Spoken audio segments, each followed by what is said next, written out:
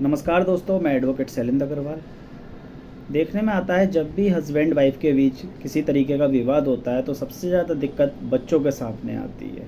समस्या यहाँ खड़ी होती है कि आखिर बच्चे किसके साथ में रहें, माँ के साथ में रहें या पिता के साथ में रहें।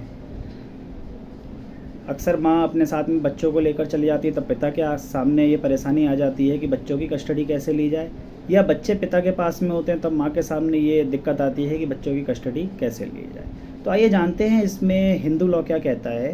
कानून के अनुसार 5 वर्ष तक की संरक्षता जो रहेगी वह माँ के पास में रहेगी।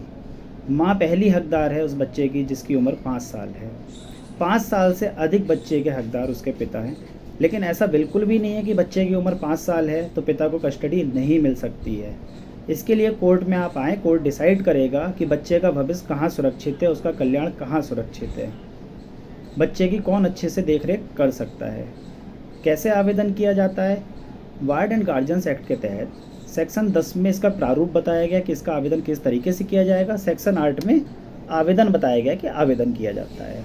यदि किसी को कोई पीड़ित है और उसे अपने बच्चे की कस्टडी चाहिए तो उसे सेक्शन 8 के तहत सेक्शन 10 में एक फॉर्मेट बताया है, प्रारूप बताया है कि इसको इस तरीके से लिखा जाएगा और आवेदन किया जाएगा। यदि आप चाहते हैं कि आपको पता है कि मुकदमे में समय लगने की संभावना है, 1 साल भी लग सकता है, 2 साल भी लग सकता है, तो सेक्शन 12 के तहत आप इंटरिम कस्टडी भी मांग सकते हैं। क्या होती है इंटरिम कस्टडी? इंटरिम कस्टडी में आप कोर्ट से रिलीफ मांग सकते हैं कि जब तक ये मुकदमा डिसाइड नहीं होता है तब तक मुझे मेरे बच्चे से मिलने दिया जाए। कोर्ट क्या करेगा, एक दिन फिक्स कर देगा और कहेगा उसमें कि हर दिन इस तारीख को या हर महीने के इस तारीख को इतने बच्चे माँ बच्चे को लेकर उपस्थित हों, इस जगह उपस्थित हों और उनके पिता से मिलवाया जाए।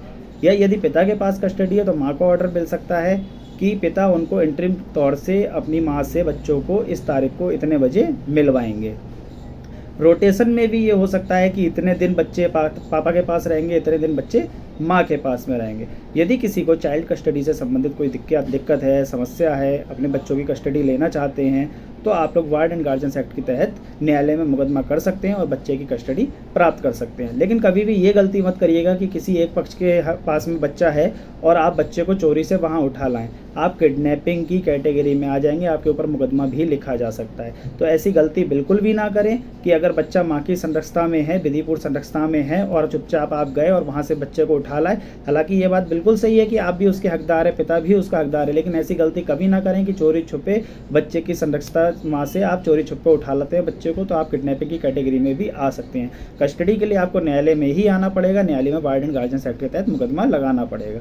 मैंने आपको बता दिया कि सेक्शन 8 में मुकदमा होता है, सेक्शन 10 में प्रारूप बताया गया कि किस तरीके से मुकदमा किया जाएगा, सेक्शन 12 में ये बताया गया कि आपको इंटरिम कस्टडी कैसे दिलाई जाएगी। आपको इंटरिम कस्टडी भी मिल सकती है, जब तक मुकदमा डिसाइड नहीं होगा तब तक के लिए आपको बच्चे की कस्टडी भी मिल सकती है। इसी तरीके की और जानकारी के लिए मेरे चैनल को सब्सक्राइब करें, लाइक करें, कमेंट करें। आपका बहुत बहुत धन्यवाद।